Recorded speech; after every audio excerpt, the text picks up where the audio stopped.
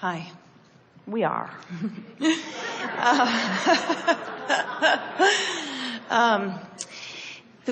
What you were just talking about, what I'm thinking is along the same lines. I'm really thinking about resistance and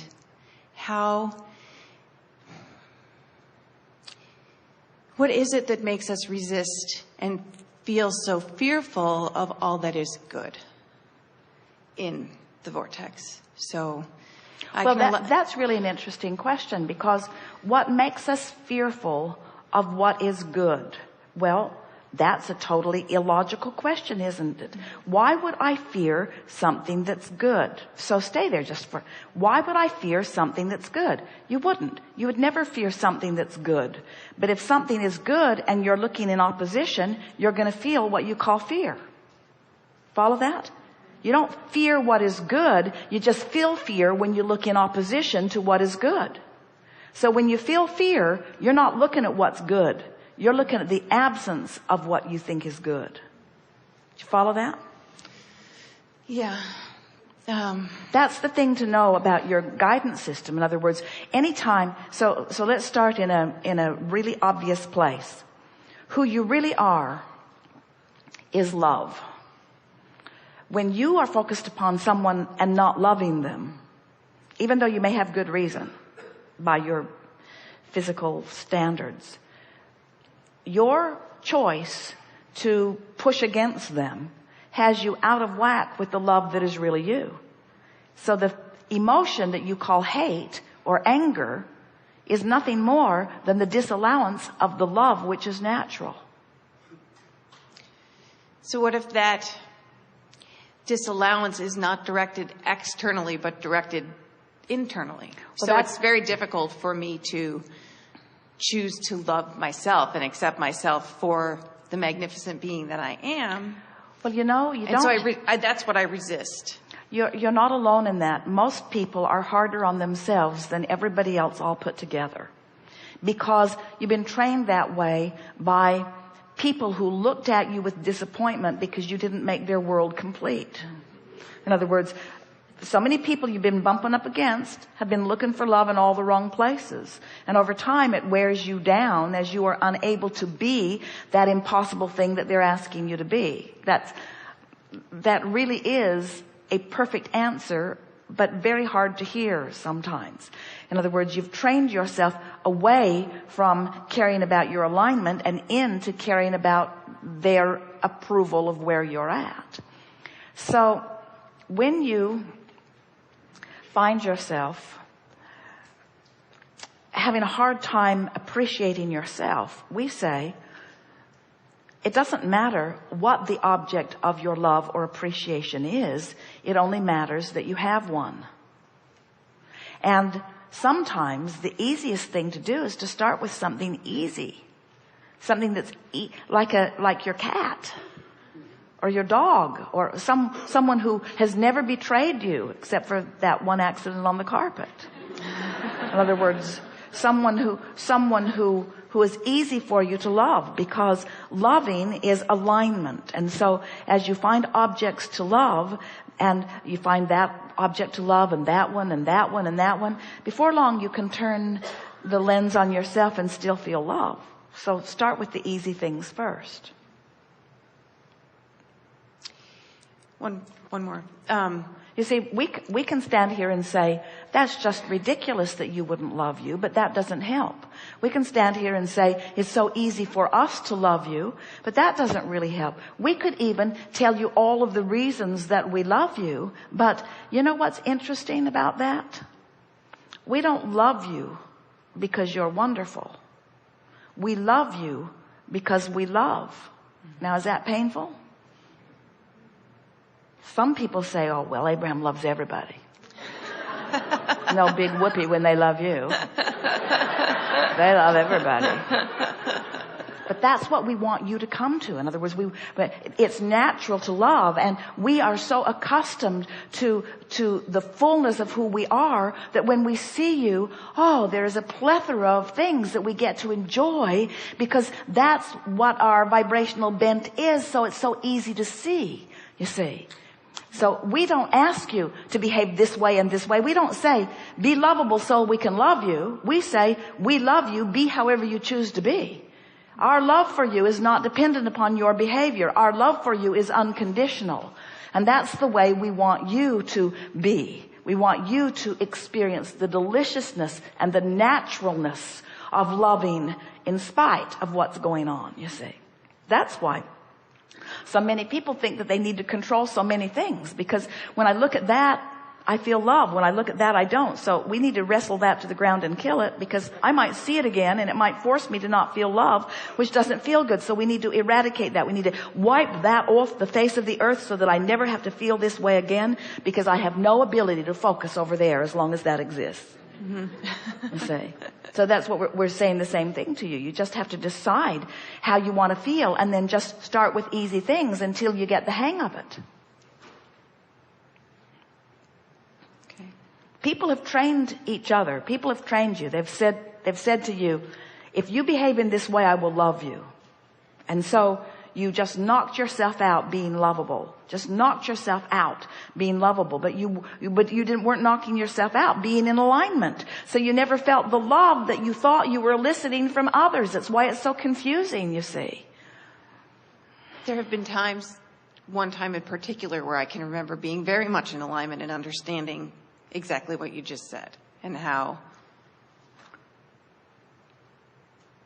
operating from that place of being loving and loving myself and able to love everything that kind of came across my path during that time, things just fell out of the way like dominoes. I mean, it was extraordinary. It's nice that you have that memory, because that's exactly what we're talking about. And that's where the fear begins to come in, because it happened so fast and things went so beautifully, so quickly. So why do you fear that? That I panicked. Like, I think the deserving came in. Like, I don't deserve all this So wonderful. you did shoot yourself in the foot, but you wouldn't be so likely to do it next time. In other words, now you understand what happened more, you see. It's really lovely when someone loves you and holds you as their object of attention and just showers their love. It feels really, really good. But now you are immediately dependent upon them and their focus, over which you have no control. And before you know it, you and they are in bondage. This wasn't with another person. This occurred as a function of my actually forgiving several people who had hurt me early in my experience. Well, do you know what forgiveness is? Forgiveness is withdrawing attention from the thing that's keeping you out of the vortex. Mm-hmm. That's all forgiveness is. It's turning your attention to something that puts you in the vortex instead of towards something that keeps you out of the vortex. So forgiveness is just returning to your vortex. That's all it is. It's being who you really are. Right. So really the key is to think in terms of what you are presenting, not what is being presented to you. If you want someone to love you, you are looking for love in all the wrong places. If you want to find objects of attention to love, now you're really onto something, because there are so many. One night, in an effort to just get into the vortex, in the midst of some troubling things that were active in Esther's experience, she just focused upon her new pillow and just appreciated that pillow. It sounds ridiculous that the pillow was her easiest object of attention. It wasn't snoring.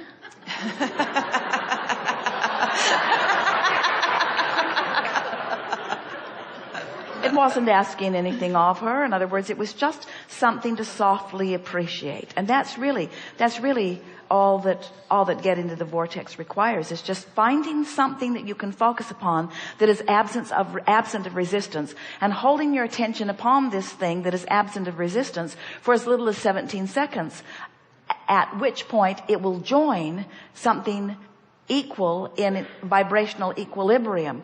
Then if you are able to maintain it for another 17 and another 17 until you pass the 68-second mark, now you are effectively in the vortex. Now, it doesn't mean that you'll stay, but it means you're effectively in the vortex. And as you accomplish that again and again and again and again, before you know it, you feel like this loving being that you are.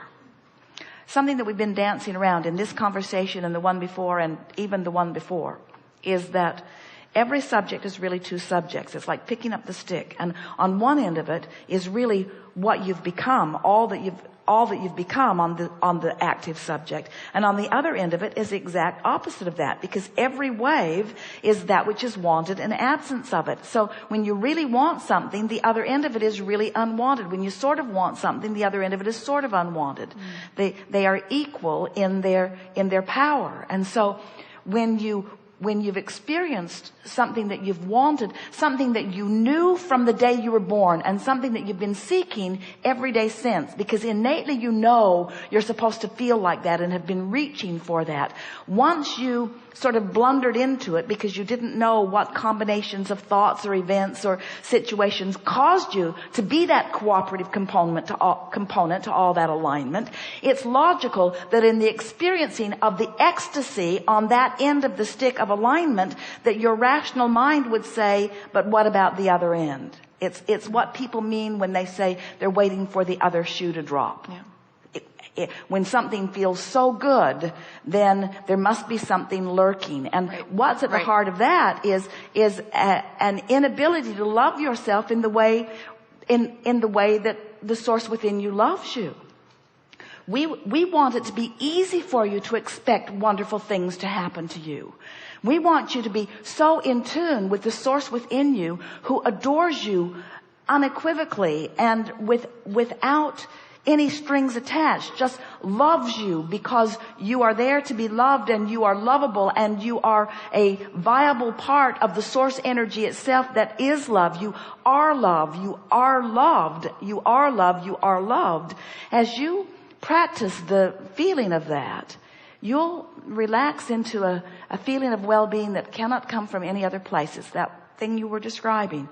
And it's a love beyond someone who is physically focused shining their love on you. In other words, someone could be physically focused and get themselves all geared up to give you the undivided attention of their love.